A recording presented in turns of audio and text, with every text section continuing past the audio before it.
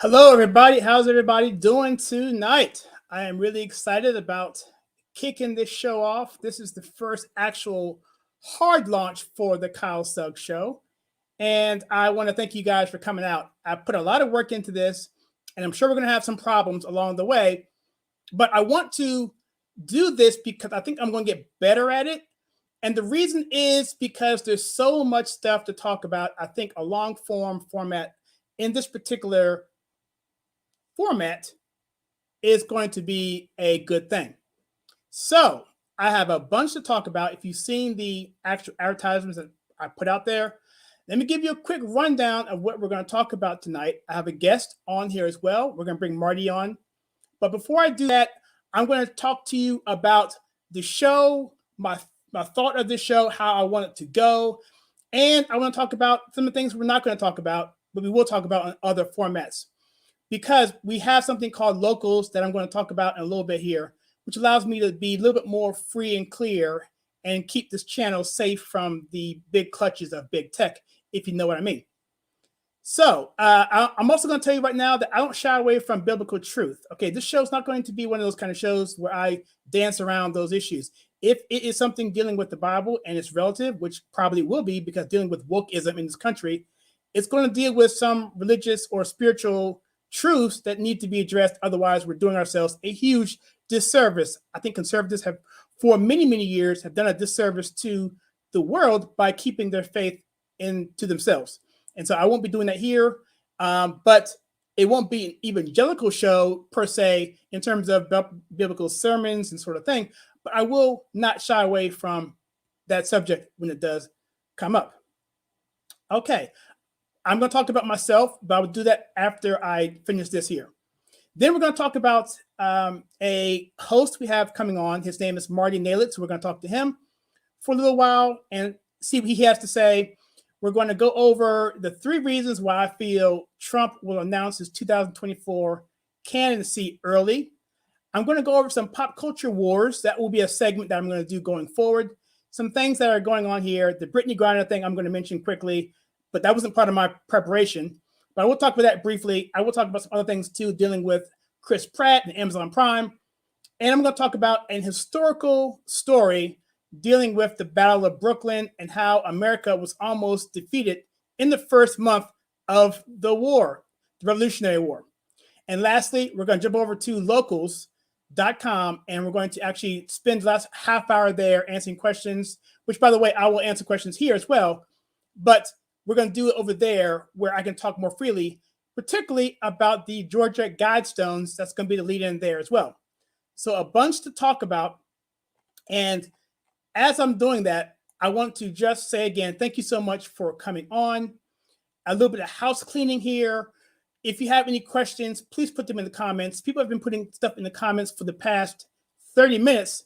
I will not be able to get to any comments until the designated time because I won't have time to do everything. I'm a one-man shop today. I don't have a producer, so I'm going to be fiddling around on my laptop and on my screen here, but I will get to all your questions when they come up. However, one caveat, if you're doing a super chat or if you're going to give a donation, I will break everything for that. So I will stop everything. I don't care if I'm mid-sentence. I will break for that because I really appreciate any help that you guys want to give us, support, prayers, financially, of course. So I will break for that. And that's going to be about it. So this show, again, is going to be a hodgepodge sort of thing, a variety show. If you go back to the 70s, Carol Burnett, the Osmond Show, I should stop talking. I'm showing my age. However, that's what it's going to be. And so about myself, I am a political person, pundit sort of thingy. I have been dealing with politics for about 25 to 30 years. And I go back a long ways. Growing up in DC, I worked in federal government and many federal agencies. The Smithsonian's one, Federal Trade Commission. I worked in the mailroom there. I worked on the Hill. My dad was a independent contractor. He had businesses. He had all kinds of contracts with different agencies. So I had a chance growing up in the 80s to go to different agencies, different buildings on the Hill, the Dirksen, the Rayburn, the Longworth, all of those as a page. I worked in the Housing and Urban Development as a page. I worked for the Bureau of Labor Statistics as an employee there. And I was a big Democrat growing up. And because in DC, that's sort of what you're expected to do. You're expected to be a Democrat and to toe the line. When I went to college, I went to predominantly Black college. And there I was very active during the Mayor and Berry campaign #2 after the crack deal. I helped his campaign there. And as I went into college at a Black university, I became more and more activated, more of a militant standpoint. And I'll give a more long form version of that. But long story short, as I was coming up and becoming more mature, 9/11 happened. And at that point in time, I became a conservative slowly because I realized at that point in time, the Democrat Party wasn't about protecting America. They were about lining their coffers and also about making people hate America. I didn't appreciate that. And then eventually I became a conservative and was involved in many areas in the Republican Party. You name it, I pretty much did it at the state level, national level, ran campaigns, the whole nine. And that's me. So with that being said, again, welcome to the show. My name is Kyle Suggs, and I'm going to bring on Mr. Marty Nalitz here. He's on the Conservative Take platform as well. He's been doing shows for about, I don't know, almost want to say a year now. I'll bring him on, ask him the question, but I'm going to bring him on to talk to us, say hi. He's our first official guest on the program. I'm really excited to bring him on. And Mr. Marty Nalitz, how are you doing this evening? Kyle, I'm doing great, and congratulations. This is long overdue. Anybody who knows you or has followed you at all knows that you really have a lot to say. You have, and by itself, that doesn't mean anything, but you have a lot to say that people should listen to regardless of where they come down on politics. Really appreciate you with your stand on things, as many do. And again, congratulations. This is long overdue for you. I really appreciate it, Marty. I'm extremely nervous, actually, for some reason. And I've been doing this for about 3 years now and live streams for about 3 years. And I still have that edge, and you've done a lot of radio in the past. Can you explain to me? And by the way, Marty, I must say, before I get to that, ask you a question. You inspired me to do this format because you mentioned about radio and about breaks and doing things differently. Can you talk to me about radio and how that plays and differently what you've experienced working with this live stream format using the Conservative Take platform? Sure. I got my start in talk radio in the early 90s in Denver, Colorado, worked in that market for about 10 years and did some TV as well related to that, and then went on to other things, some successful, some not.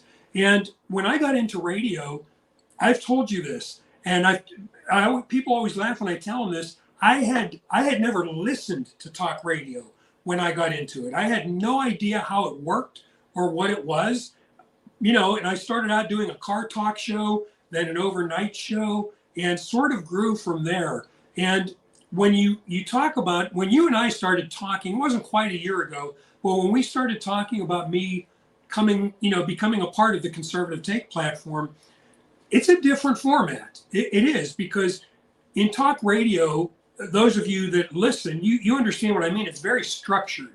You have 12 minutes of talk and engagement, and then there's 2-3 minutes of business, of commercials, and then it goes on like that. I was very fortunate because the station I worked at in Colorado had some really, really strong professionals. I had mentioned Ken Hamblin when we talked once before, a guy named Jim Turner, who was part of Joe Namath's Super Bowl winning team, a football player, and had done sports talk. They were very professional. And also, when I started on this station in 1992, it was the station that brought a relatively unknown guy named Rush Limbaugh to Denver. He was brand new to the market. And again, I wasn't really into talk radio, but listening to Ken and Jim Turner and, of course, Rush Limbaugh, I would listen to Rush Limbaugh just to kind of see how he did his show, what was involved in it, because his show was so different. Kyle, he was kind of almost a forerunner of podcasts because, he really he never had guests. In fact, early on, that was his thing. He never had guests. The purpose of phone calls were to make him look good. That was his words, not mine. And it was a different way of doing talk radio. And I think that a lot of what Rush did has transferred in some way into podcasting. Nobody does it like Rush Limbaugh. I'm not saying that at all. Rush he was unparalleled. He really was. But I think a lot of what he did, he opened doors. Radio stations would have never taken chances on people like me if Rush wasn't bringing in a lot of money and a lot of listeners for them. Yeah, Rush Limbaugh is an inspiration to me, and like you said, no one can really fill those shoes. And I personally, I agree. He did have a new format that was never really done before, and he also had technology to a level that had never been done before. Because even before you had really the internet was really before you even had YouTube, you had like real audio. You had some streaming services that you had to have a plugin for your browser in order for it to play. So he had a high technical side where he would actually do his broadcast. I believe it was from 12 to 3. Yes. And then by about 5 o'clock, he had the entire thing transcripted in words and broken down in categories by subject matter. And so for me, as a young Republican, president of my club in North Carolina, I could just take those sound bites, and then he called it the ditto. Right, he called it, and I would just take his talking points and just go off on it, and I felt like a genius, but because I knew so much more than he did, and he was almost just about always right. Yeah, he was, again, he set the bar so high it wasn't even funny. He was so much better than everybody else on the air. He really was, in terms of how he ran the show, in terms of his delivery and his grasp, his grip on the audience. And again, I only bring Rush up just because he opened the doors for a lot of other people. And I believe when you talk about where he was with tech and things like that, his show, it really led the way in a lot of ways to what we see today in podcasting. And also with memes too, because he was really doing audio memes. And if you were a subscriber to the EIB network, you didn't hear this on the radio, but if you paid for it and listened to it, real time on the internet, then you got all the commercials in the background, and they were hilarious. I mean, they were just hysterical, and they were all like memes and impressions of Al Gore, right. Al Gore, and all this stuff, and Al Sharpton, and it's just totally so humorous. What I'm trying to say, the memes were humorous, but they were so educational because it's like, wow, it had you thinking in a different part of your brain. You know what I mean? And so you're like, okay, that's weird, and that's true, and it's funny, and it stuck with you. Yeah, it was good stuff. His songs, the songs that he would have played, that they invented, he was good. He was really something. He was fabulous. So yes. I'm going to break here quickly and say, Bright Show, my friend in Great Britain is a great guy here. He gave us 10 pounds, which I'm not sure that translates to America. Do that translates to the dollar? I don't. Ethan, thank you so much for that. I appreciate that. And I'm answering a question when the segment comes. I'm going to say right now, I'm going to answer a question. It's Trump, but it's not probably what you think. I'm going to answer that when it gets to that segment. Okay. I like both of them. Don't get me wrong. But I say Trump, and I'm going to give you the reasons a little bit later. So Marty, before I let you go here, let's talk a little bit about, we interviewed each other, or I interviewed you, and the quality wasn't that great. I want to redo it, but let's talk a little bit about that, and in terms of what's your thoughts and your goals for the Marty Chronicles, and tell us a little bit about your show to expand. Well, yeah, again, podcasting is relatively new to me. I'm not a tech guy. So again, when you and I first talked about this some months ago, my issue was, I don't know if I can even do this. It's been 20 years since I've done radio. Let's see if I can do it. And certainly there's always room to get better, and I want to get better. So what I want to do, I want to be part of developing and presenting content. This audience on the Conservative Take platform is phenomenal. I see the response I get, the comments and things like that. And they're not only great comments, but they're very helpful to me. And I'm sure that's true for Kyle and everybody else. So in terms of a goal, I want to get better. Of course, we always want to get better. I want to get better at creating the content that the people on this platform, the people viewing this platform, have come to expect. And, certainly be a part of helping to take this and, for lack of a better term, conservatism and the conservative movement onto the next level. That's really where I want to be. That's awesome, Marty. And I have a video coming up for you later on. You want to talk about, you kind of give a teaser of your video that you did for us a couple of days ago. And then with that, we'll let you get the last word, and then we'll go on to the next segment. But tell us a little bit about the video that you did for us just now.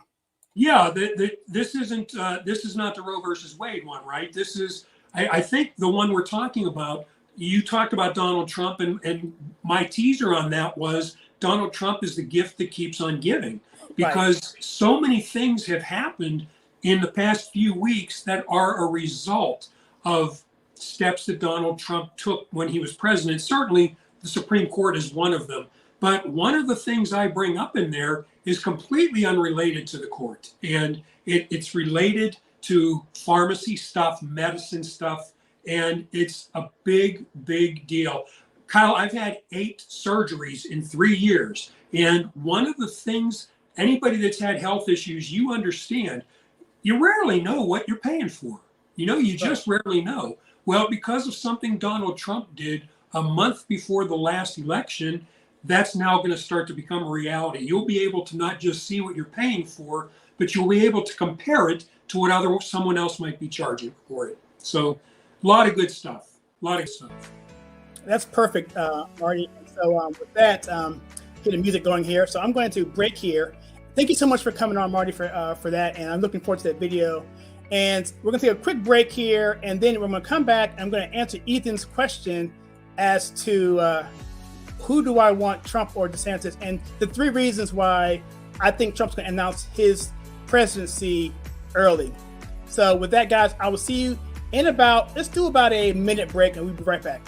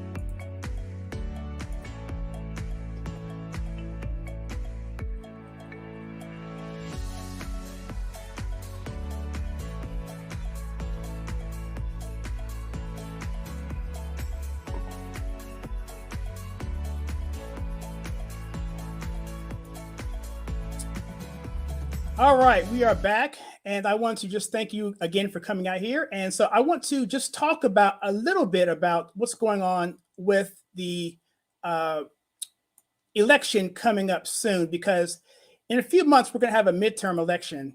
And with that being said, I want to also talk about 2 things. But first, I want to actually answer the question that Ethan from The Right Show, which, by the way, if you guys don't know, this guy has an awesome channel on YouTube.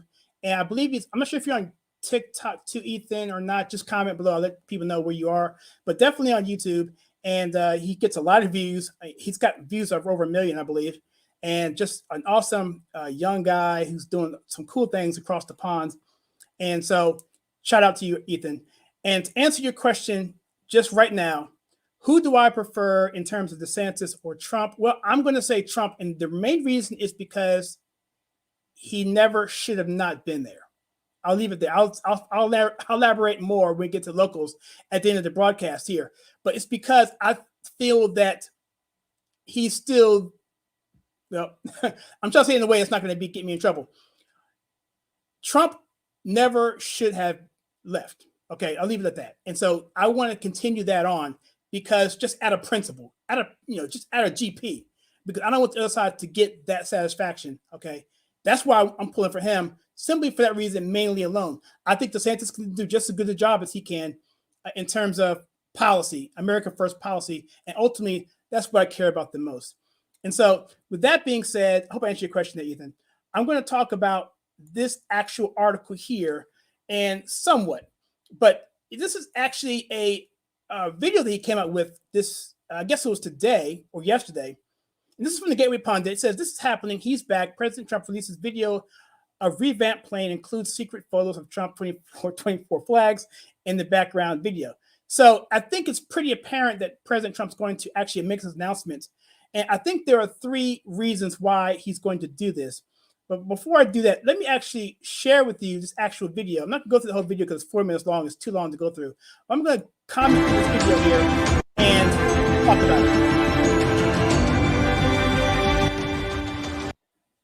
So this is the video he came out with, and it just shows the plane being painted. It's a really cool video. I didn't start from the beginning here. But you see here, Trump does things in a way that's just really, really well done. And the first reason why I think Trump is going to announce early is because he's Trump. And this is how he rolls, because he's doing something that's going to be unique and early enough that will allow him to accentuate the space and to actually make a big splash. And by doing it early, he will actually be able to have it such that he will have the splash he wants, and also he wants to have the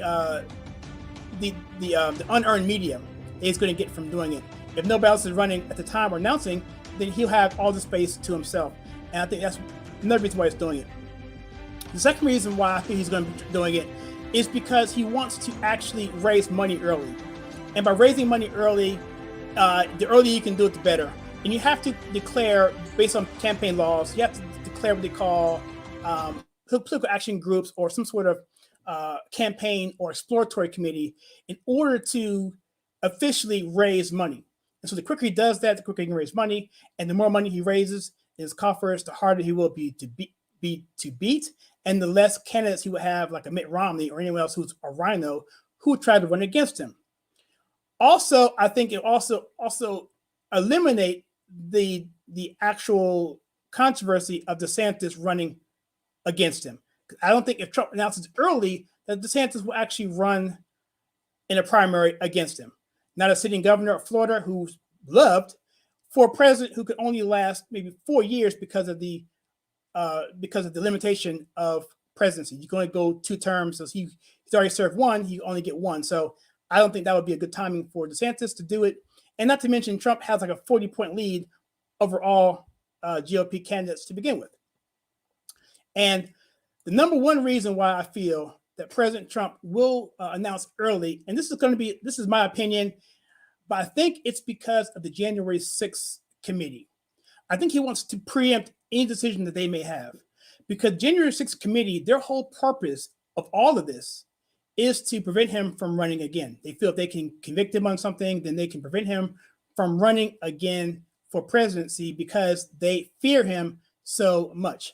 And I think if he does that, he will steal their thunder and actually make it much harder for them to come down and say, from a political standpoint, you can't run now, even though he's announced and raised money. It'd be much harder for them to do that. But if he announces early, then whatever they say, it's much more difficult from a PR standpoint, from a messaging standpoint, particularly, and from an optics standpoint, because again, whoever gets to that thing first, who gets to that position first, they are ahead of the issue, and it's very difficult to knock them off of that. And I believe that's why he will announce ahead of that any kind of decisions that the January 6th committee, which is basically a kangaroo court, which has no cross-examinations whatsoever, and they just are steamrolling people who don't like Trump as their witnesses, with no one coming out against him.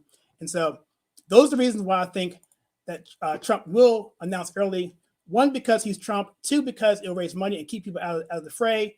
And 3, because he will preempt and make it more difficult for the January 6th committee to have any sort of credibility when it comes to their eventual verdict of their determination of whether or not he was involved in anything notorious back in January. So, all right. So with that, I'm going to go through some comments here. Let me see if you have any more things here. Okay. All right, cool. Got some good comments here. Again, I will save the comments for later. And with that, guys, I'm going to take another quick break, and I'm going to jump over to the Culture Wars. And one thing these breaks do for me, allows me to kind of reset and not be all freaked out, because this is a one-man shop. So I'm going to take a quick break here, guys. Again, for about another minute, and then I'll come back and I'm going to talk about the pop culture wars. I'm going to talk about a little bit about the Brittany Griner thing. I'm talk a little bit about an Amazon Prime show that the media just doesn't like. It stars Chris Pratt, who's a Christian, I believe, and the media doesn't like him because he's a white male, a Christian, the whole nine. But they don't like this show because it actually has patriotism involved. So I'll be right back, and I'll see you guys in about a minute.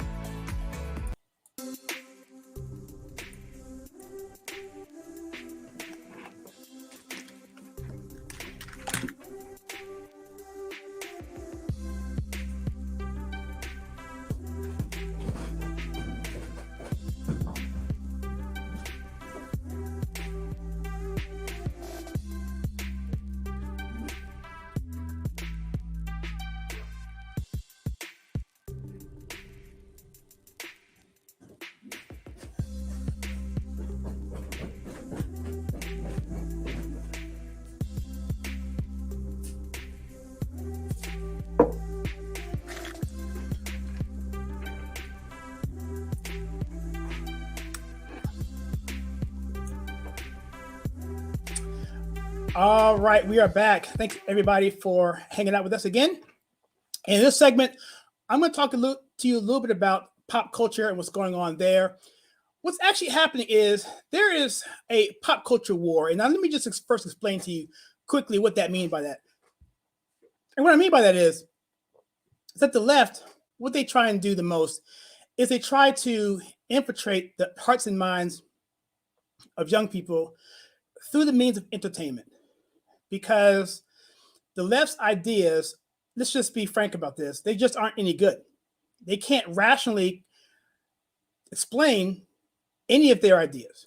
They can't defend any of their ideas because they're tied to things that people just don't like overregulation, taxes, being defenseless, not being able to speak your mind, being under the thumb of government. Even if you are a person who doesn't mind government, you still don't want anyone telling you what to do. And when I get to my story a little bit later about the Revolutionary War and about this U.S. story that I have to tell you, it's a very, very fascinating story about the foundation of this country and how this country, within the first month, almost didn't happen. And it's a really cool story. I'll get into that. But the point of that is that the founding fathers, just like people today, do not want to be overregulated and have the thumbs of government on them telling them what to do. And so by that, the left has to hide who they are. And they do that through entertainment. They do that through talk shows, by controlling the media, where kids who are impressionable don't know any better, that they actually are getting a leftist perspective. You're watching a cartoon, you don't realize you're getting an issue about why it's not good to defend yourself. Or you may get a cartoon that says why you are, a bad person if you look this way. And I mean by white people particularly, because what's happening there is a war on white Americans, it's a war on Christians, it's a war on people who have this idea that God actually gives us our rights, and that we actually, can think for ourselves, and we can actually speak out on those positions, regardless of what someone else may say, because it's held by our Constitution, by our First Amendment.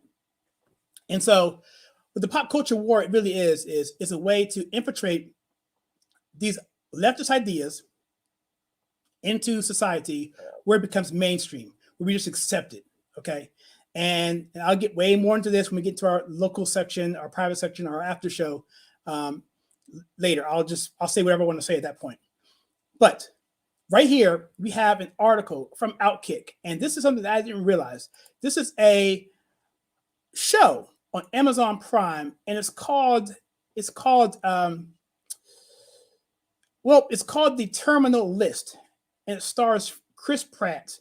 And this particular show is, what I understand, it's a military show. I'm going to read the first couple of paragraphs here. It says here, Season 1 of the new Amazon series, The Terminal List, featuring Chris Pratt holds a 37% approval rating from critics on the aggregator Rotten Tomatoes. Click over to that, you'll see right there. You see 38%. That's what the critics are saying, but look at the average audience score, 94%. And this right here is your culture war. You have people on the left here who hate the show, who are critics, who are what they call shills. And shill is someone who is basically taking money from, in this case, Rotten Tomatoes, to give an opinion that they're being paid to do. So they have to kind of adhere to the person, in this case, Rotten Tomatoes. Otherwise, they won't be asked to any more reviews. They won't get any of these fancy junket interviews. They won't be invited to red carpet events anymore. They'll just kick to the curb and they'll find someone else who will be in your place for you. So you have here, like the mainstream media, they're shilling for Rotten Tomatoes, which is also shilling for the mainstream media, saying that for some reason this show is not good. However, on the right, we have the average audience score is 94%, meaning people love the show. And you know what, guys? The last time I checked, it's who pays the tickets. It's who watches the TV screen. It's whose eyeballs are bringing in ad dollars is what actually matters. The critics don't matter at all. And it says here, the TV and film writers can't believe a series would dare debut in 2022 without the proper political messaging. This, again, my friends, is your culture war. The Daily Beast, your liberal cesspool, labeled the show, quote, an unhinged right-wing revenge fantasy, unquote. Well, by gosh, I'm all over it. After the show's over, I can't wait to turn this on and watch it because I am a Amazon Prime subscriber. I admit, I like the free shipping. Sorry. Says here, the show sucks, critics say. And I'm sorry, guys, I don't use language like that typically, but it's on the screen. I'm going to say that. Meanwhile, the viewers say it's a must-see. The audience gave the show a 93% approval rating on Rotten Tomatoes, creating a 56-point divide between critics and the viewers. This, ladies and gentlemen, is your culture war. In fact, it's gone up a notch since the writing of this particular article. I'll end it here. It says here, Chris Pratt is excellent. This is a really different character for him, and he plays it so well. It goes on to say, I don't get why the critics don't rate this highly. Is it because he's conservative and or Christian? You think? Their rating is just a complete mystery to me because this to me is better than the Jack Reacher series, and I love that one too. So that is this is typical. This is absolutely typical for the culture wars. I can go on this for about an hour. This channel pretty much started on this type of thing.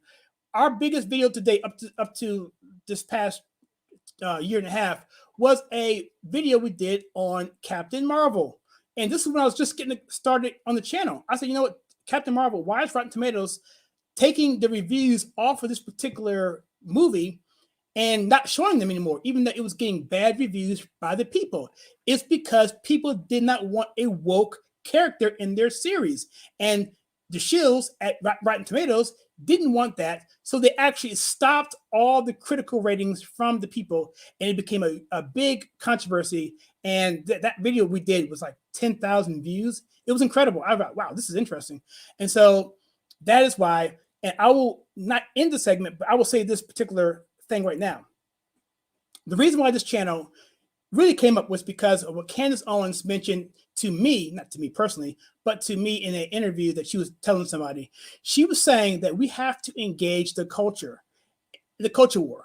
And so I said, well, you know what? I like movies. I've been wanting to do a movie review site for many, many years. I never did. I have the whole algorithm about how I watch movies to make it as quantifiable as possible. And I said, you know what? Let's try and do something. So I did a review of Dinesh D'Souza's movie, and that got some really good views, like 35,000. And so I said, you know, that's kind of cool. So the show was really about pop culture and politics filtered right, which is hence the logo, the clapperboard, the bullhorn, getting the message out. And just here you go. It's a trivia question for you guys. The colors of the channel is the state of Maryland where I'm from. That's there's nothing conservative about it. I wanted something that was not on the nose, red, white, and blue, but something that I liked with and had a lot of colors. So the Maryland colors are the logo, which is where we get my logo. Not you probably care, but that's interesting to me at least. All right, so let's go to this next thing here on the pop culture wars. And this particular article comes to us from Town Hall, and it's U.S. companies offering abortion benefits for worker rights are complicit in China human rights abuses. I'll leave a link to this in the show notes. But essentially, I'm not going to go through this article here, but you do know that Roe versus Wade was overturned last week. It was the 24th, I believe, of June. Really big show we had here. Marty came on, Nicole came on. I was almost in tears. It was fantastic. It didn't eliminate abortion nationwide. It just put it back to the states, pretty much where it was prior to 73, which is great progress for me. But then you had the situation where companies were saying, you know what, guys, if you want to, have an abortion, we're a big company, so we can actually pay your bill to take a flight somewhere. I guess it's all expenses paid to have your abortion, what they call abortion vacations, somewhere else. And I thought, well, and this is America. I mean, I guess you can do that. But then someone raised the point to me that, you know what, it's actually cheaper to do that than to actually pay for maternity leave. And so that made me kind of ill, right? It's kind of, come on, seriously, but that's right. I mean, it's cheaper. And lastly, we have the hypocrisy that this article brings out, that these same companies are complicit in the human abuses of China. And, this is a whole nother show in and of itself, but I wanted to just bring this up here to let you guys know that this is the culture war. We're being gaslit to say, hey, on one side, it's horrible over here. We'll pay for your abortion vacation, and we'll virtue signal as we're just these great people. But at the same time, on the other side of it, totally ignore the fact or hide the fact that they are complicit in what's going on in China. And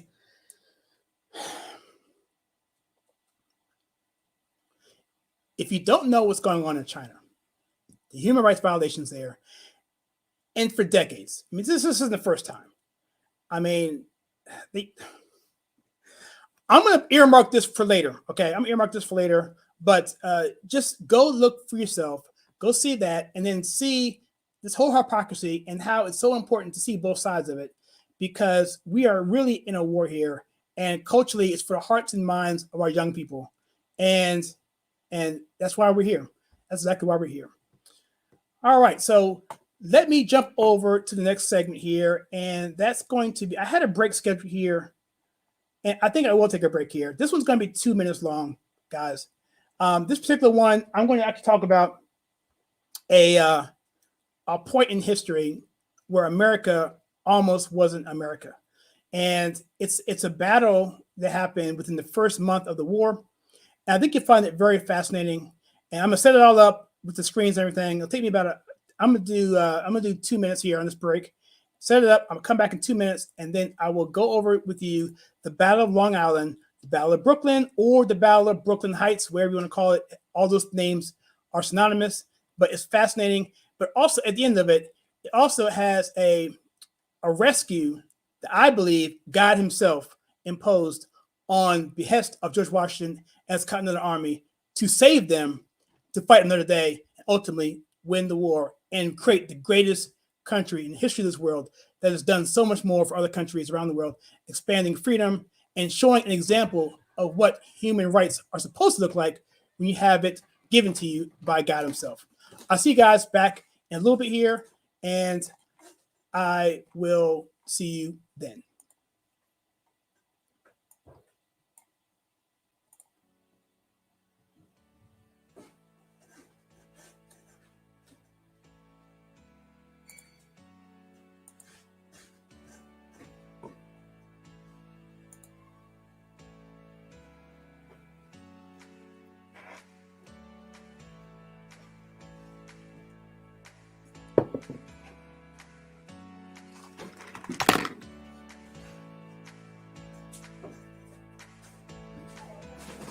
I take a break now.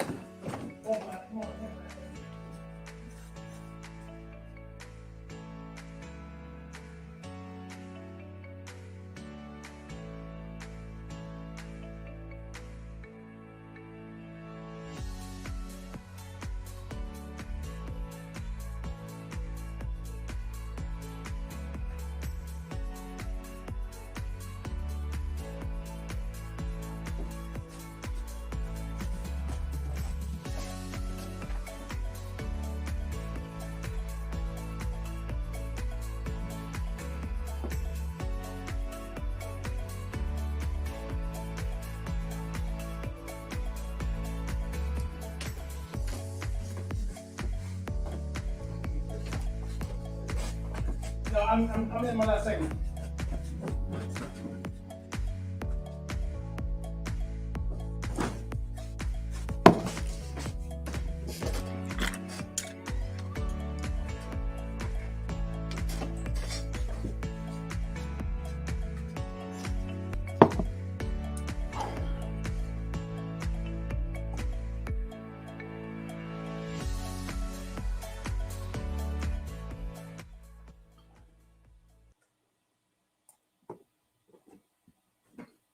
Hello, I'm back, and this is the second to last segment. Before I go further here, let me show you how we're going to do this when this segment's over. I'm going to tell the story about America. It's fascinating. I love it. But then I'm going to have a quick Q&A session of anything that's out there right now. So there's a bunch of comments lining up here. And then after that, we're going to go over to locals. So if you go to the website, I don't have it queued up here, but if you go to the conservative take, .locals.com, theconservativetake.locals.com. And over there, it'll be about another 5-minute break in between there. Jump over there, and what you need to do is, it's free, but you have to sign up, though, for that. Don't do the paid section, unless you want to, of course. But just skip over that and just join as a free member, and it'll be there, and we'll go over there however long we want to go. And but there won't be any questions and answers there unless you actually comment within there. So that's kind of a whole different deal. But I will be over there after this to talk about that. All right. So let me go check the comments, make sure no one's actually contributed anything. Oh, Mark Jackson's on. Hey, Mark, just so you know, I'm not sure if you were on earlier. I'm saving all the comments to the very end only because of the format. I don't have a producer, so I don't want to be unfair to anyone else.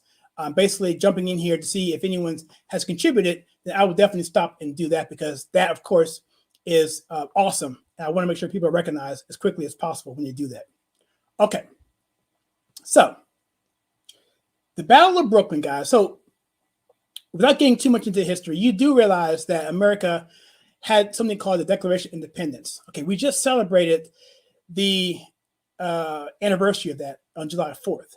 Okay. It was ratified, actually, it was out a couple of days later in Philadelphia Constitution Hall, the whole nine, and they signed it a little bit later. But here's the thing. At that point in time, there was already a hot war going on with Great Britain. So in Philadelphia, where the Second Continental Congress was, there was other battles going on, like Bunker Hill had happened, and then that's actually very, very important. And then, of course, Lexington and Concord happened prior to that. Lexington and Concord kicked off. That was the whole thing with Paul Revere. You know, the regulars are coming, the redcoats are coming, that sort of thing. He and I believe William, those three people did it. I forget the names right now. But they went and alerted the roadside people, the townside people about the coming of the regulars or the redcoats. And they were trying to get their guns. They were trying to get their arms. They were trying to get their black powder. They were trying to disarm them because they feared there could be fighting. So the Revolutionary War literally kicked off because the British were trying to take over the guns. And I know, Ethan, you're from Great Britain. I'd like to have you on here as well, Ethan, because you're actually from the UK. And I think I asked this question before about, what's the perspective over there in Great Britain over this country. But I think I know, because Great Britain pretty much won their war. They were fighting all over the place. They're fighting in India. They're fighting in Spain. They're fighting France. They're fighting everywhere. And they only lost one piece of that, and that was here in America. So they pretty much consider that a win on their side. But I'm digressing. So as the Continental Congress was wrapping up, you had the Declaration of Independence. And then you had General George Washington was having his regulars, his Continental Army. They were in New York trying to defend an area that Great Britain wanted. So I'm going to pull up a map here.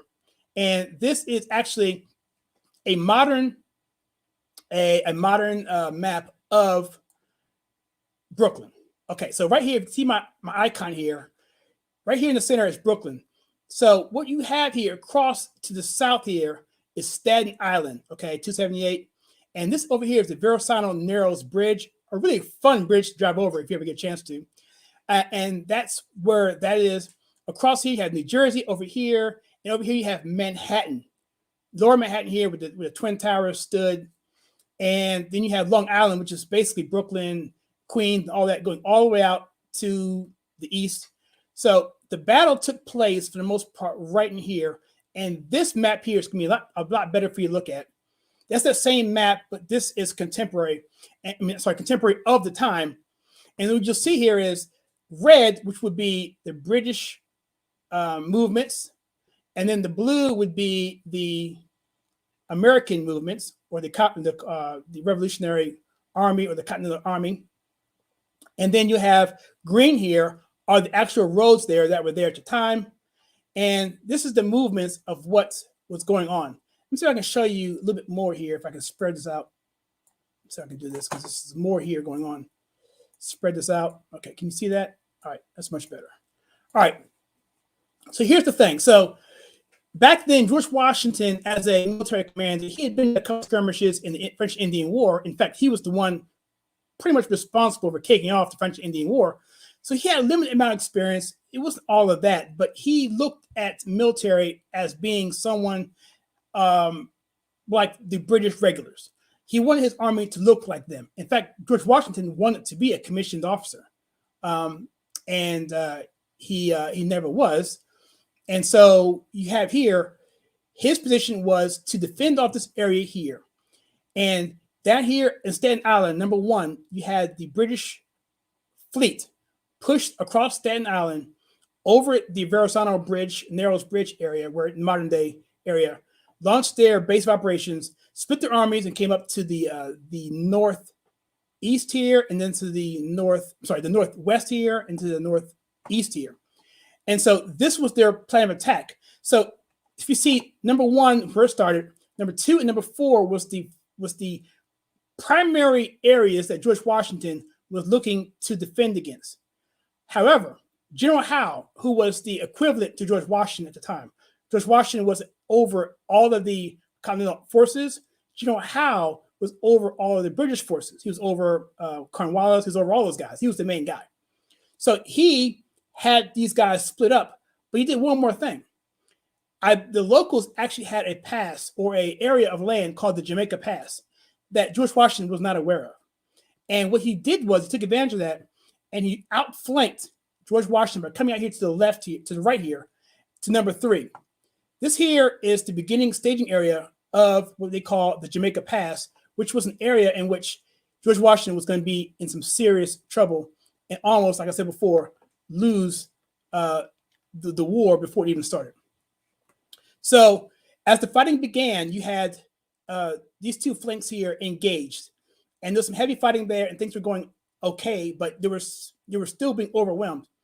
But the time happened was when this force on this force here on this far western flank came over.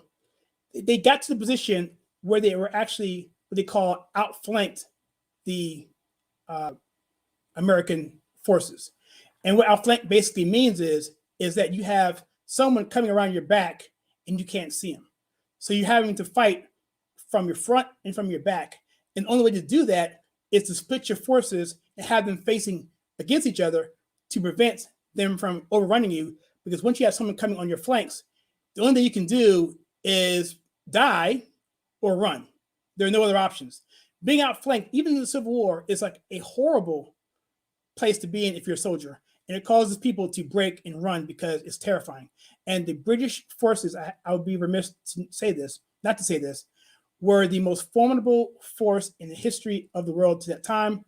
They had resources, they had soldiers who were disciplined, they were well-funded, they were ferocious, and they had also Hessian army as mercenaries from Germany who also helped them as well to supplement some of the raids and some of the more dirty work, like kind of like your special forces. So they were a very, very substantial force to go against. And George Washington and the colonists and the delegation at the Constitutional Convention, at the conventions for the Declaration of Independence, those guys were extremely brave because they were going up against someone who, had they lost, would have had them hanged, drawn and quartered, had their entrails burned, dragged to the cities of Rome, and made a spectacle of, and gone after their families as well. So the fact that the founding fathers put their names on a paper called the Declaration of Independence, knowing that, is, to me, is incredible. So once George Washington felt that he was being flanked, he realized he had to pull his forces back. So right here, you can see my circle here. He's pulling his forces back. You see his arrows going back. He's trying to position himself and reconstitute a line back here where he can defend it. The problem is, you had this waterway here. It escapes me what the name of this river is. I forget what the name it is, but he's up against that. But this is basically the Brooklyn Bridge, number 8.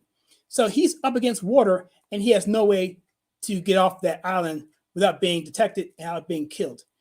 And so what he essentially did was, he said, this is a desperate moment. And so right here, you see this house right here. This right here is called the Old Stone House.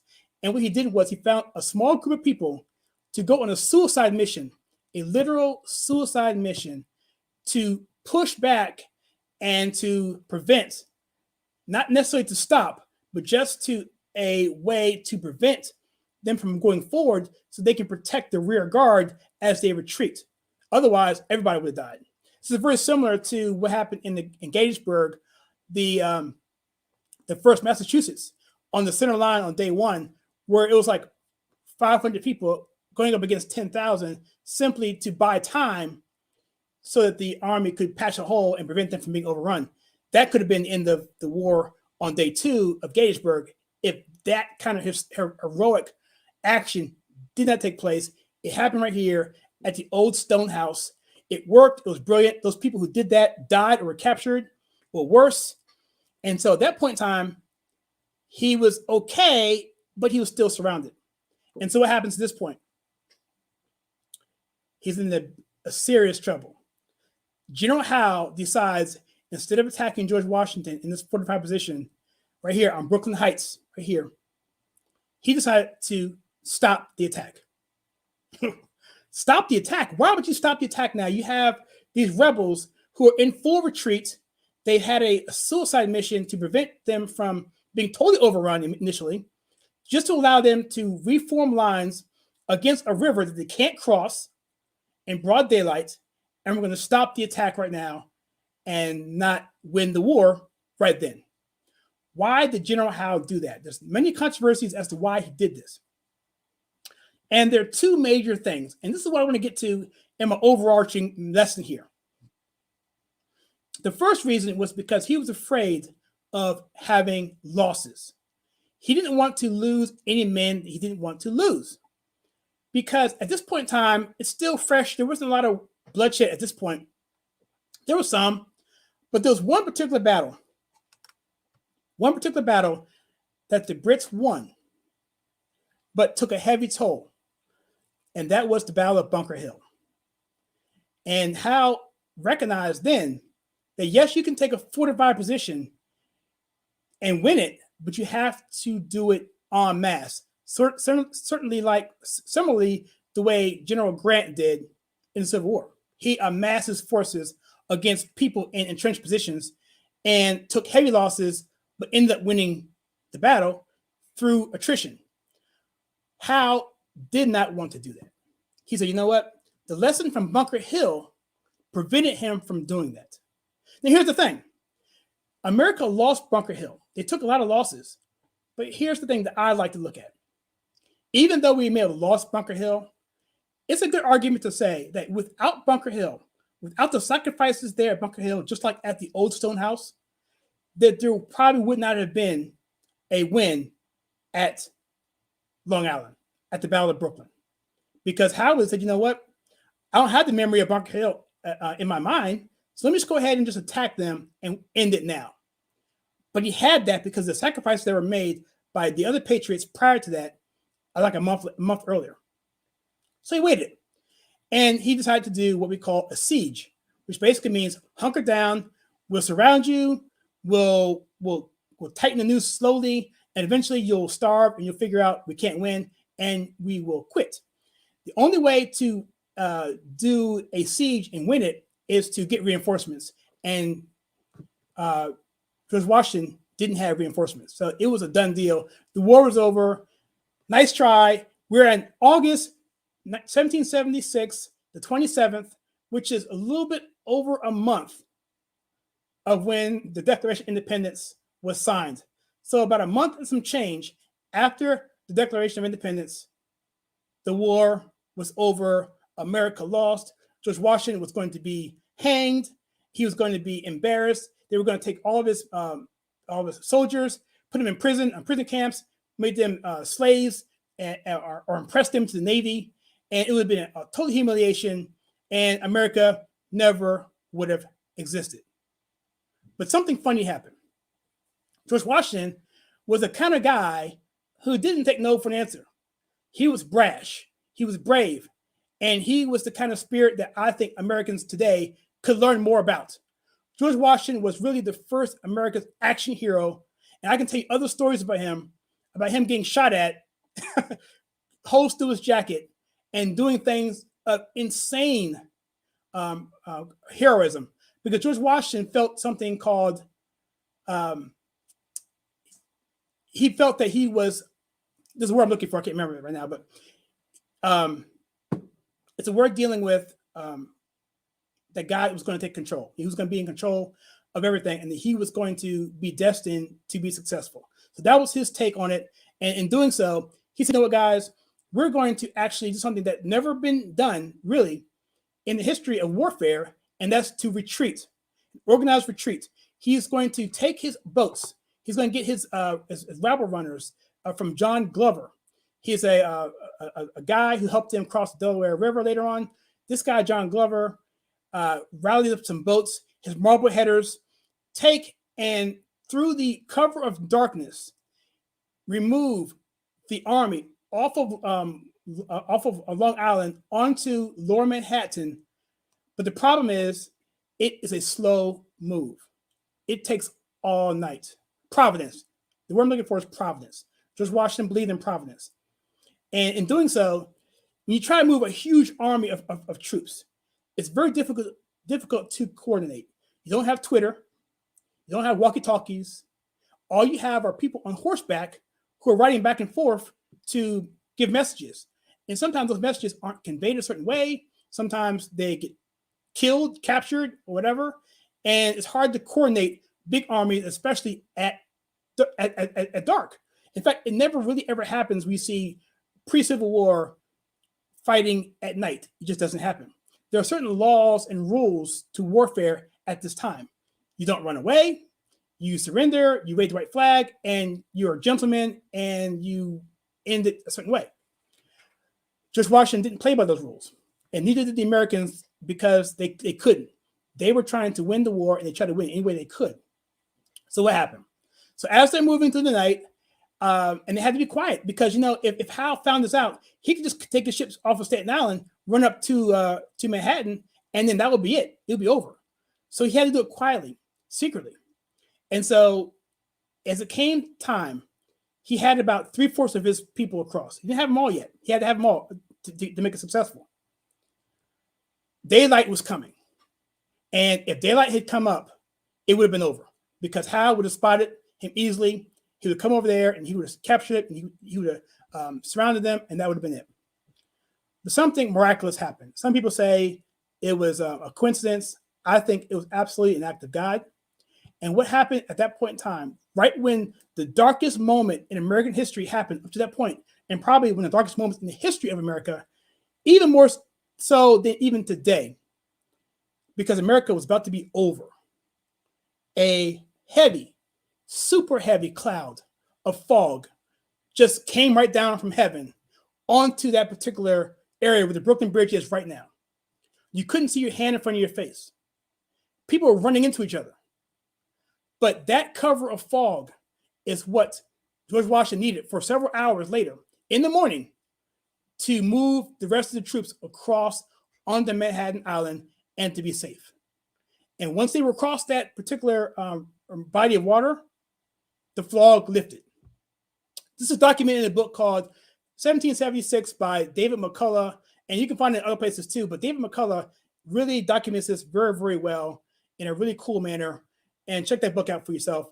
But that to me was just one of several acts of God that happened during the year 1776 that secured this country to be free. After that, when they found out what was happening, they went to New Jersey, into Pennsylvania, and that's where most of George Washington stayed, around Pennsylvania, the Valley Forge area, for the rest of the war. Howe and his guys stayed in New York for the rest of the war, 7 years later, and that was that. So I hope that story makes to you. Here's a picture of George Washington people across. John Glover, I did a video on Red Liberty Media on that, on the marble headers of John Glover and how cool he was, a forgotten Liberty's hero. Check out that video. I'll leave a link in the comments below. And so with that, guys, I'm going to drop this particular segment. And if you have any questions on this, please comment below, and I will get to all the questions on the next. I'm going to take a quick break of about, let's take another 2 minutes, and I will see you guys back. I got something else here to show you guys. So this is a person. Let me see if I pronounced your name right. I can't jump up my screen here. Casamarine Curios, $15. Thank you so much. I don't have a question. I just truly appreciate your vids and the in-depth knowledge of history as well as current events. God bless. Well, Casamarine Curios, thank you so much. I am always humbled when anyone gives anything towards us, and I do put it to good use, and I do use it to put it back to the cause, because I really want to make an impact on not only the country now, but also my kids and their kids and so forth, because I don't want to be an old man in my chair and sometime in the future and look at the country and have people complain about where we are, and I had nothing to say about it. And knowing history and knowing what this country's been through, there are several cases where we almost lost it all. And I'm encouraged, as bad as it is now, I'm not saying, trust me, it is bad now. It is bad, bad, bad. But we've had bad times before, and I think we can come through this through just messaging, through engaging the culture war, and informing people of where we were and where we can go and where we should be, because many people don't know their history. They don't understand the founding fathers. They don't understand that the Pilgrims hated slavery. They want to abolish slavery. If you had slaves, it was punishable by death. That the Bible was a huge portion of the founding fathers, the documents. The Constitution itself is nothing more than a collection of sermons that were preached in the pulpit for over 100 years prior, going back to 1619, going back to 1639, Plymouth and Jamestown. It's so much there, and we don't know that. Instead, it's replaced with this revisionist Marxist history, totally designed to undermine the freest, greatest country to ever be established. So, guys, I get pumped up on this kind of stuff. I just want to thank you so much, Catherine Curios. I'll mention this again at the end. I'll make a star on this. I'll revisit this, and thank you again. So right now, let's take a quick 2-minute break, and I will see you guys on the flip side.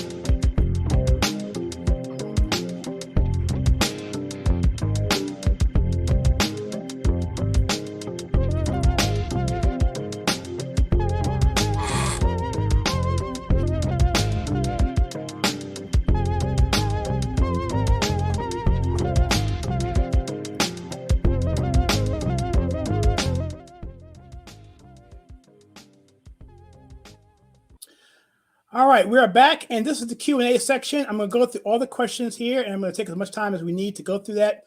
But before I do that, when this segment is over, we're going to take about a 5-minute break and jump over to locals. The website is actually, let me put it here so you can see it. I've got a banner for it. So what you'll see is when it's done, you'll see this sign here. And you also see a banner that looks like, if I can find it, that looks like this. And when you see that, what's going to happen is you're going to go to theconservativetake.locals.com, sign up for free. It's just a paid version if you like. I think it's $2 minimum. They want you to do either one time or monthly at $2 as the least you can do. Or just sign up, skip over that, and sign up for free. And that way, there's content out there already. I talked about the various shootings that we've had. I talked about what I can't talk about here on YouTube. And it's a replacement of what we used to have called The Gate, where we have private content that allowed me to say for the various reasons I just mentioned. So join me there, and that will allow me to be way more free on what I want to say here. And also have more of an engagement with you guys as well, because there you can actually post stuff, you can actually comment, and it's really cool. It's actually bought by Rumble, and we're streaming right now on Rumble, Facebook, YouTube, and I think that's it. And so, yeah, so let me just get rid of this guy here and move on to the Q&A. So I'm gonna put the comments here and go through them all in the order they came in. I'm going to throw them on the screen. If you have more, by all means, show me. Oh, and one more thing. I'm working now on a live call-in number. I had the number. I just have to go through a couple things to figure out how to do it real time. But that should be soon. I'm trying to do that for literally years. Trying to use Discord server, which works, but it's a little bit hard to teach people how to use it. So it's fine, but it just is difficult for people to learn how to use it and get on. So that being said, first comment here I have is from Ethan from The Right Show. By the way, check this channel out on YouTube. He says, I'm really curious, who would you rather, Trump or DeSantis? And he went on to say this here. He gave us £2 here. And I said it would be Trump for the reasons mentioned earlier, because I think he deserves it because of what happened before. By simple, just because I don't want the left to get that victory, I want him to come back like the Return of the King and like the Lion King or Lord of the Rings, and do his thing, serve out his 4 years, and then we can have coattail DeSantis in, or anyone really who's trying to do an American first policy. USA Trump says, he says Trump here right after that comment. And there's a question here. Do you think he just has better policies? I don't know if he was talking to me or not. I think they have very similar policies. I think DeSantis is a little bit more, he's younger.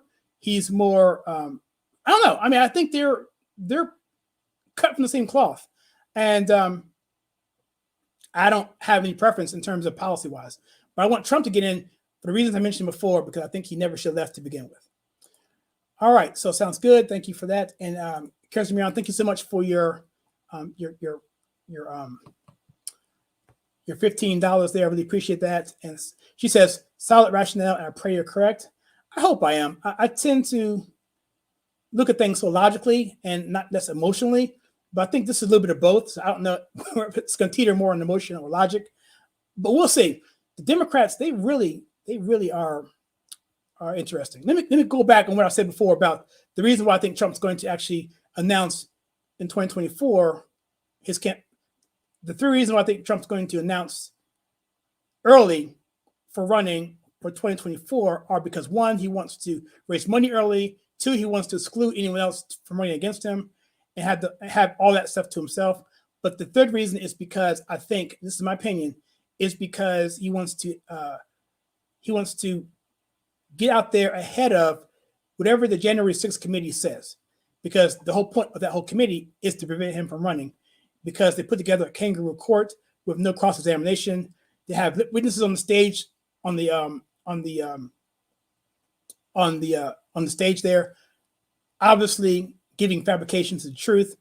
And so that's what that's about. It's political theater. has nothing to do about anything but other than keep Trump out of office again because they're absolutely terrified of the man.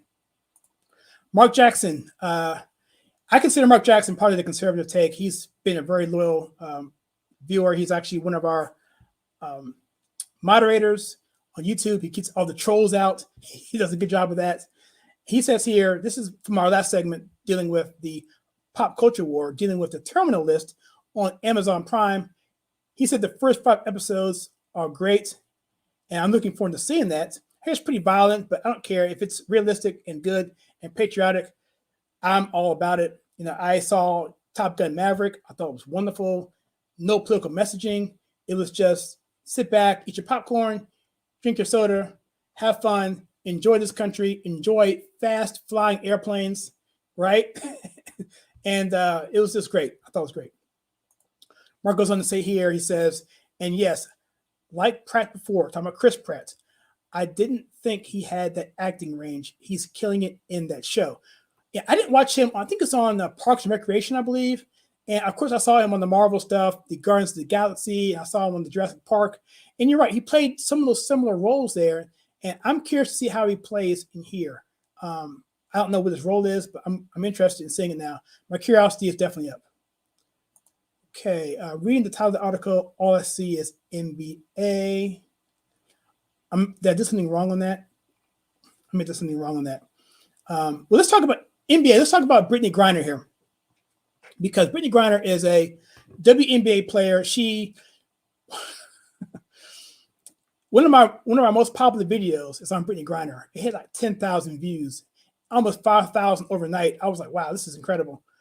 And the thumbnail had her behind bars saying, now she loves America, because she had said essentially that she didn't want to see the national anthem being played, that she was going to stay in the locker room, and she was part of BLM and other things, and she was making statements about the Breonna Taylor situation, and that's all good and dandy, but when you have those sentiments of BLM and not wanting to play the national anthem in front of games, that leaves a bad taste in everyone's mouths. And so when she went to prison in Russia for to me personally, it's a trumped up charge. You know, it's hash, and I don't think it was that much of it. But in Russia, it's a big deal. She's American. At the time when American-Russia relationships, it's probably the lowest it's ever been since probably the Reagan era. I dare say I've lived through that, so I can probably say that accurately. It wasn't good for her. It wasn't good timing. And so she's been in jail ever since then, going back to, I think it was February, I believe. And she pleaded today guilty of those charges. And I think they're trying to get ahead of those charges to try and see if they can say, we're going to play ball. If you can just, play with it, work with us, please, please, please let us get back to America. She sent a letter to the Biden administration to say, please, can you get me back? Can you help me out here? And Joe Biden in the White House has done absolutely nothing. And we all know that President Trump would have had her back within the first 2 weeks. We saw him do it with those kids. I believe they were kids. One of the kids was from, I can't remember the names of the guy, but the 3 brothers, whatever. They went somewhere and committed a crime, and Trump got them back within like 2 weeks. And then they initially thanked Trump for that, but then turned back around once the woke mob got to them, and they retracted those statements. But Trump essentially made an effort to get those kids back, who obviously were not his supporters. He was trying to be president for all people, which I appreciate that about him. And the irony with Brittany Griner is just astronomical. I did another video on the Red Liberty Media on that prior to this whole thing happening. So go check that out. By the way, we are contributors to Red Liberty Media. They have a YouTube channel and a website, redlibertymedia.com. And good group of folks out there. Check them out. Let's talk to Mark here. He says here, another one, as you say, when America almost wasn't America, when the Confederates offered England colonies if they helped to defeat the Union in the Civil War. I did not know that. I did not know that. I got to look into that. That's incredible. Thank you for letting me know that, Mark. I'm going to make a star here and make a note of that. That's awesome. Here we go here.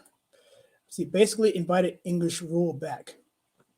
Interesting, Mark. What's interesting is I don't want to get into a side story here, but what reminds me of John Jay. John Jay went over to, I think it was John Adams, and I think it may have been Benjamin Franklin. They were negotiating the peace deal. I believe it was the Treaty of, I don't want to get it wrong. Was it Paris? I don't know. But anyway, it was the deal that basically made America a free country. And part of the reason why the colonists didn't want to go to war with Great Britain, because they were like, why are we going to go to war with Great Britain? All we're going to do is trade King George III with King Louis. What's the difference? And there's a cool story of how America got out of that and ended up having more territory autonomous to themselves, fishing rights, Mississippi River, the Great Lakes, and off the shores of Wisconsin, off the shores of Maine. All those rights were given to America, and there was absolutely no French rule at all, even though France was the reason why America won the war. Let's face it, without the fleet bottling them up at Yorktown, you don't have that. I think the game of Rochambeau, his fleet would not have happened. So the Americans literally cut France out of all that. So anyway, it's an interesting story. It was finagling. It was John Jay and his and Franklin really playing against each other with John Adams there as well, and basically saying, well, we didn't mean it. We didn't know what we were doing. Oh my goodness, it's Great Britain fooling us. Don't let them separate us any more than they have to. So they blamed it on Great Britain, even though they were doing it deliberately to keep France and England off of these shores and give us our own autonomous land here. It was a huge coup of opportunity and land and rights that was unheard of. And it was all pulled off by a bunch of brilliant men. Okay, let's go here. Keep going. The British demand that we turn over all weapons. Yeah, it was all about, 100%. Chip Map tells me all the stories. British used the roads. Ours knew our home. We did not use the roads, blocked the roads with the 50-50 on the east. Also shows the Brits took them by mild surprise. Yes, the Jamaica pass was a huge blunder on George Washington's part. He didn't know about it. It almost decimated him. But it turned out to be one of the greatest achievements of his career, of his life, because he was able to turn, I hate to use the cliche, lemons and lemonade by actually retreating off. Unfortunately, people lost their lives because they had to do that rear guard maneuver to prevent them from overrunning them, to buy them time to get back and get a position back on Brooklyn Heights. All right, so let's keep going here. Morale is in the map as well. Moral, oh yeah, yes it is. Yes, that's a good point, Mark. The Morale was in the, yep. Let's see, East. Thank you, Mark. Thank you, East River. Awesome. Thank you so much. And again, Councilman Kyrios, thank you so much for that. Again, thank you, Ethan, as well, on the right show, who says this: fair enough, Trump for 4 years and DeSantis after would be grand. I agree. Or any person who has America first. Kerry Lake, Arizona. I mean, I don't really care as long as their policies and they have the braggadocio nature to do what needs to be done and knows how to handle the media. Kerry Lake in Arizona knows how to handle the media. Trump knows how to handle the media. DeSantis knows how to handle the media. And what conservatives don't do is we don't use our political influence to punish our political enemies. Conservatives are just too nice. And when I mean punish, I mean legally. I'm talking about politically. Democrats do it to us. They use political leverage and put it to bear on conservatives all the time. But DeSantis, he understands that by saying, you know what? I'm going to use the power of my governance or my office to say, if you don't do Disney, if you don't do this, which is constitutional or the rights of what people in Florida want, I'm going to do this to you because I'm the governor. We're in control. I'm popular. Take it or leave it, whatever. And that's what conservatives need to learn how to do is go after our enemies, the Democrats, and make them feel the pain of losing elections. That's what conservatives really irritate me the most about. They're just so posh. Well, we don't do that. Well, we're going to have to learn how to do that, which is why I love Trump, because he didn't care. All right, here we go. Oh yeah, great question here, man. The Kansas Owens documentary, I cannot wait for this. We did 2 pre-shows for that because the first one they announced it, didn't happen. The second one they announced it, it didn't happen. And so we're not gonna do it again until we know for sure it's gonna happen. When it does happen, and they have confirmed it. Jackie confirmed, she saw the live stream that they are going to do it. We don't know when, we don't know why, but this is going to be a huge deal. I cannot wait for that. Right show, haven't heard a peep. Hope Kyle knows something. That's all I know. It's going to happen according to Daily Wire. And Daily Wire, by the way, they've gone to Daily Wire Plus. I'm a subscriber. They brought in Jordan Peterson as his own segment. They have PragerU there as their own segment. They invested $100 million into children's shows. I can't wait to see what they got going on there at the Daily Wire. Okay, same. Okay, cool. Love what Lake did with that reporter. Oh my gosh. That was, yeah, when she said you must be on a crack pipe, I almost lost it. She's fantastic. She's as good as they come. She's as good as I've ever seen. She is so smart. She has her own camera crew film the stuff because she knows the media's going to twist it. And Trump did the same thing. We interviewed with, I believe it was 60 Minutes. He has his own crew there, filmed the whole thing because he knew they were going to lie about it. And he did. And then he showed the full unedited version of it to totally show them how the media is being dishonest. Yeah, it was truly based. yeah. He's awesome. Yeah, and Disney is really, they got some problems, man. They just lost over the past year 50% of their shares of market value. Sorry, share price, not the market value. We'll see. I know Lightyear is probably not going to make any money, and we'll keep going to see how that's going to happen. But I've heard some rumors. I'm not prepared to talk about right now, but supposedly there's some kind of conspiracy that's being played out now by the current CEO, who's waiting to see the people on the left fall so he can rebuild Disney. I will believe it when I see it. I let my buddy hear that particular take, and he said, I don't believe it, so I refuse to report on it until I know for sure. But if it does happen, I will let you guys know. And the last comment here is, punish, sure, the Dems use it. They using the border to punish Texas. Pretty clear now. Yes, the border wars there in Texas are really, really heating up. And, there's a lot of pushback. We're seeing in these border counties, we're seeing elections be won by Republicans that haven't been won in tens and tens and tens of years, if ever. And it's because they're seeing the impact of these communities as you have illegal immigration coming across and decimating these towns with all kinds of bad things. And the people that are there know it. Biden doesn't want to admit it. The White House doesn't want to admit it. I hear it's hundreds of thousands of people have come across illegally, and it's just a horrible thing. We don't have a country if you don't have borders. And one thing about America First is the notion of, it's not just we want legal immigration. We really don't want any immigration, at least for the foreseeable future, until we can get a handle on what's going on. That may sound controversial, but that is the position with America First. It's let's find out who's here.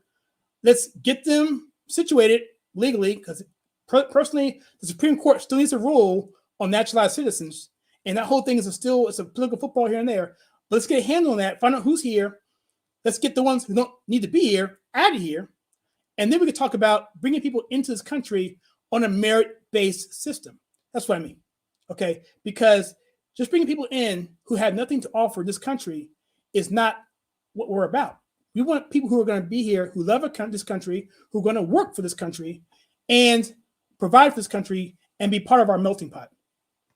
And if you don't think I have precedent on that particular position, let's go back to a little thing called the Freedmen's Bureau that happened right after the Civil War. It was a act or a policy or a program that Abraham Lincoln himself put in place prior to him being assassinated to give Blacks the tools and the land and the resources, if necessary, to actually fend for themselves as sharecroppers or what have you. But part of that was, get this, the whole thing about Juneteenth and Galveston, Texas, the whole thing about that was that executive order that came out there that I forget the general's name who went over there and told them. But the whole point was you can do this, but you have to work. No one's going to be lazy, and women have to work too. Now, the black men pushed back on that and said, no, we don't want our women working. And the compromise was made. Okay, if you're married, you don't have to work, but the man has to work. There's no freebies. That was set in place back to the Freedmen's Bureau. That was same thing going on in immigration policy and on Ellis Island. It's been a policy in America for as long as I know about it. So merit-based immigration is absolutely constitutional, and it's what we should be doing. It helps everybody. And why would it be beneficial to bring someone in this country who can't fend for themselves and have someone else who's supposed to be a sponsor, by the way, who doesn't even fend for them, and let them languish on the tax dollars of people who did it the right way, and have our rights be diminished and our benefits of what we pay into the system be diminished because someone else doesn't have the ability to care for him or herself. All right, let's keep going here. If Biden makes it to 2024, do you think he will be challenged in the primaries? Absolutely. Absolutely. I think he will. Will it be a viable primary? I would have to say yes. I think Hillary Clinton would run against him. I think she would. And I think that would be welcomed by people on the left. I don't think she could win a general election, but I think Hillary definitely would try and do it. Tulsi Gabbard, I don't think she would because she's been alienated by the Democrat Party. I hear Newsom, Gavin Newsom has its eyes in the White House, so he would probably try and run as well. It's not really usual we have a sitting president be primaried, but I think in this case, I think it definitely could happen. All right, let's see. That's the one. Been Democrat for centuries, slips in my mind. Yeah, I don't know that either. He clearly has dementia. Poor guy was just getting shoved in stage with a teleprompter every now and then. Yeah, he's definitely the gift that keeps giving. Merit-based system may be the only thing Australia got politically right. Much better immigration system than ours, though on might argue we don't have one. The one good thing Australia has is water on all sides. You know, helps them definitely there. And you're right, Mark, we do not have an immigration policy.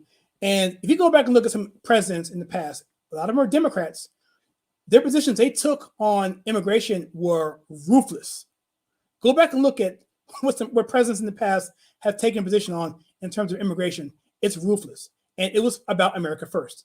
And America first has nothing to do with what the media wants you to believe it means.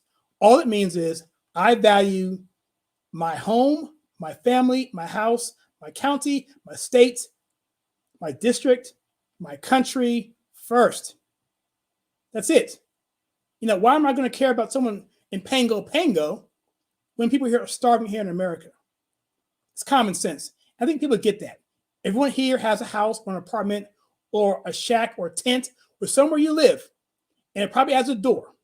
And you don't let just any person come through your door who doesn't have the best interest in your family. Number one, invite it and have the best interest in yourself and your family. It's just common sense. All right, let's get going here. A few more questions here. Greg, at this point, I think Dems hit Biden on all fronts to keep him from running. Yeah, I mean, and see the thing about Biden, he's very, very, he's a proud man. And he's not going to be pushed around if he's being pushed around now. But intellectually speaking, he doesn't want to be pushed around. But I think he can be manipulated around. But I think he's smart enough to know that he wants to stay in office. And I think Jill, his wife, who I think is responsible for all this, despite his health, still wants him to be in office. So I think it's a tragedy all across the board. Oh, okay. Thanks for joining as a member. Appreciate that, Ethan. It's awesome. It's one more thing you can do, guys. You can join as a YouTube member as well. And there you have other perks there and other things that I give. And there's plenty of content out there as well. As a YouTube member, go to the join section on there, and you can also join as well. You get there's tiers of perks. There's a video you can go watch and see what that all entails. So thank you so much, Ethan. You are awesome. Can't wait to keep working with you. I love your content. It's amazing. Mark says, Greg, if Gavin Newsom is the best option, well, be the end of his life as we know it. If he won, horrible. The guy had some serious cojones. He put ads in Florida telling Floridians, hey guys, hey, California is awesome. Why don't you come on over? Don't stay in Florida and be terrorized by this nasty DeSantis. Come over to the sunny state of Florida. I'm sorry, California, where all your hopes and dreams will come true. And anybody with that kind of arrogance or cojones is a dangerous person. I'd say that right now. Yeah. We have water on all sides here in the UK, and yet we still have trash immigration policies. A town of 100 people is getting 1,500 immigrants sent to it. That is terrible. Ethan, that's horrible. That's not, how can a town of 100 people accommodate 10 times their current population? I'm pretty sure at some point in time, the infrastructure would be in peril. Electricity, water, sewage. Ugh, can't even imagine. And in fact, Ethan, we should have you on the show soon and talk about some of these issues here, because you have a whole new perspective of what I don't see on your side, and especially dealing with identity politics and this whole thing with transgenderism, which I won't talk about here. We'll get to that a little bit later on on Locals, and we'll talk about it then. Thoughts on Trudeau's new indoctrination booklet for schools that teaches kids to be anti-free speech? I do not know about that. You may have to fill me in on that. I have a section that I want to talk about of what's happened with globalists in the past week, which is incredible. What's gone down? And if I can pull it up here, maybe I don't want to wreck my setup here, but when I take a break, I'll come back. I'll tell you that once we get into Locals, how that's going to work. But Trudeau, of course, Boris is resigned. Scandals all over the place. I think there's something going on in Italy, an uprising there. And I think Trudeau himself has some issues going on as well. Yeah, I don't know about that particular book. You have to fill me in on that. They're building a new medical facility just for the new inhabitants. That's terrible. That sounds like here in America, man. We're going to give driver's license to just the illegals, or even what was it they were doing for the illegals that Americans didn't have? I can't remember what it was. I think it was free housing, I believe. Housing and accommodations and all kind of stuff. Wow, incredible. Did you hear about the Right Show? I'm a pilot. Oh, yeah. Drones and real aircraft, off topic. Just show with the laws Trudeau just put in place just now, per as usual, full retard mode. I need to see that. Okay, cool. That's all the comments at this point in time. There's one more here. It says here, Trudeau sent round of booklet for schools that teaches kids to watch out for people who support, quote, problematic, unquote, leaders like Trump, and their free speech is to justify, quote, hate speech, unquote. See, you get into a situation where you're dealing with worldviews. We're dealing with people who think that rights come from the government and not from God. And that right there, once you have that sort of paradigm in terms of your worldview or your outlook, everything goes downhill from there. Because then you have something called a democracy, which never stays a democracy. It always goes into totalitarianism, because democracy is always, eventually, it's going to be mob rule. And there is no standard, being that God is the arbitrator of rights and the provider of rights. And so therefore you have those issues. And that's what the Republic of America was actually created as. All men are endowed by their creator, these rights that are unalienable, and that they are common sense. They are self-evident, and thereby government can't infringe on those rights. And the government's responsibility, the government's only responsibility, or its primary responsibility, is to protect our rights from being overtaken by either domestic aggressors or foreign aggressors.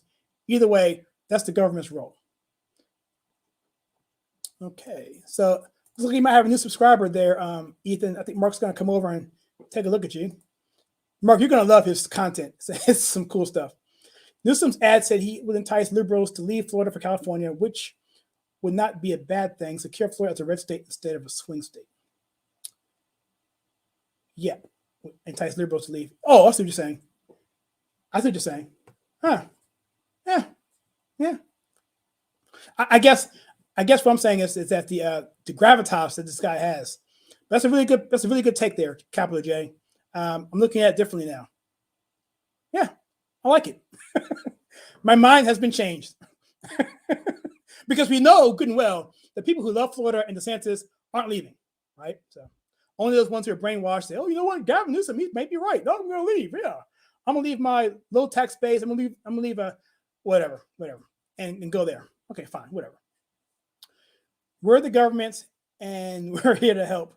Absolutely, we are here to help. Okay, guys, we've been going a little while here. I'm going to stop the comments here. If you say some more, I'll repeat the comments over on Locals. I'll leave this up, excuse me, for now. And I'm going to do a 5-minute break here. I'm going to go over to locals.com. You can sign up there. I'll put the brand up here real quickly so you can see it. It's going to be theconservativetake.locals.com. Sign up is free. And I will see you over there in about 5 or so minutes. And that's going to be all I have. Everybody, thank you so much for joining me on this program. My name is Kyle Suggs, and this is my show, The Kyle Suggs Show. I, again, appreciate it. And I hope to do this on a weekly basis.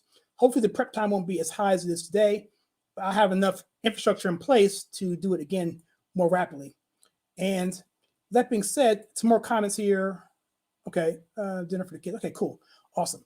All right, awesome. So I'm going to jump off here, guys, and I will see you over there on Locals.